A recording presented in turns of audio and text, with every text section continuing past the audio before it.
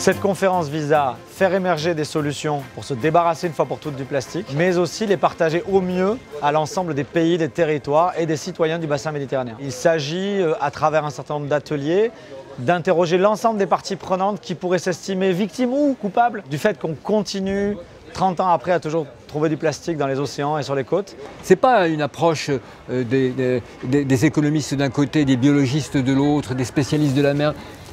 Il doit y avoir une pensée commune, il doit y avoir une réponse commune, articulée, organisée. Et ça, il faut qu'on y arrive. Et puis c'est urgent, quoi. Le nom de la conférence le dit, hein, plastique en Méditerranée, au-delà du constat, quelle solution? Ce n'est pas juste de pleurer, non, au contraire, on veut avancer, on veut travailler sur ces solutions et on veut une Méditerranée meilleure et un monde dans lequel on peut vivre en harmonie avec la nature.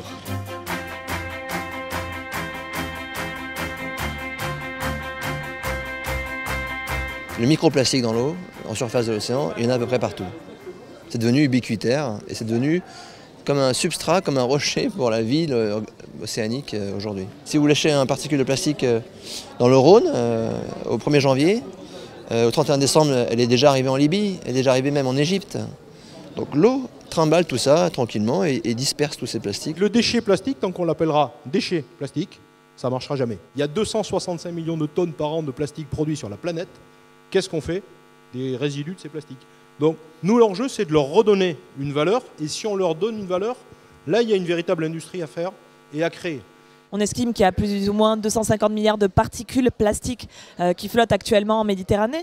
Il faut savoir que c'est une mer semi-fermée, particulièrement vulnérable à la pollution par les déchets et par les déchets plastiques encore plus. Il y a beaucoup d'expéditions pour essayer de mieux comprendre cette pollution, pour arriver à un constat, mais on voit aussi émerger des pistes de solutions et d'espoir avec beaucoup de gens qui participent.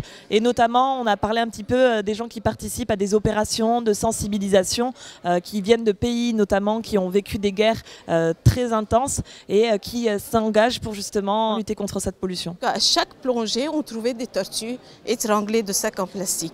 Et vraiment, c'était un dépotoir, c'était 20 ans de guerre. On a fait cette campagne, on a groupé 80 000 personnes la première année. Il y a des endroits qui sont maintenant très propres. Maintenant, il y a les coraux qui reprennent, il y a la vie là-bas qui reprend aussi.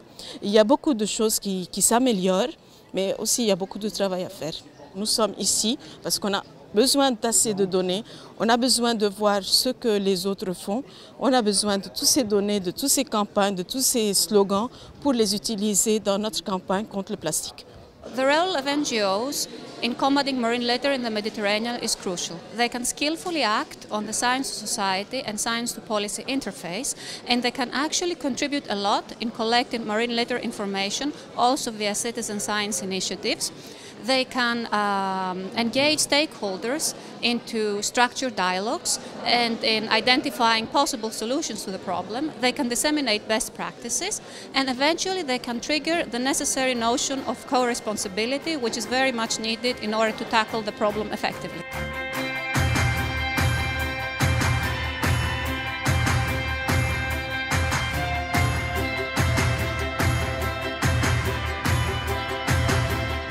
L'humanité a besoin des mers vivantes. En dépendent notre alimentation, notre santé, notre climat, notre environnement, notre avenir. C'est pourquoi nous prenons à Monaco des mesures importantes en ce sens. Dès l'an prochain, la distribution des sacs plastiques à usage unique sera interdite. Cette interdiction sera précédée d'une phase transitoire destinée à sensibiliser, inciter et accompagner les différents acteurs locaux afin qu'ensemble, ils adhèrent à cet objectif.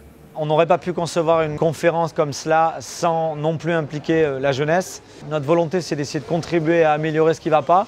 Alors l'important, c'est aussi de préparer ceux qui nous aident aujourd'hui, c'est les jeunes, quand ils parlent à leurs parents, leurs amis, et ceux qui, de toute manière, hériteront de ça demain.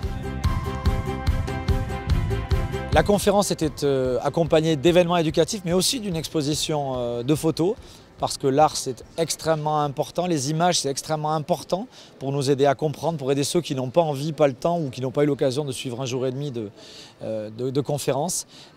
Voilà, l'image elle a été utilisée par la publicité depuis 30 ou 40 ans pour nous faire acheter des choses. L'image, la communication, la publicité et l'art sont des occasions uniques aussi de faire passer un message en très peu de mots, en un instant, en une émotion.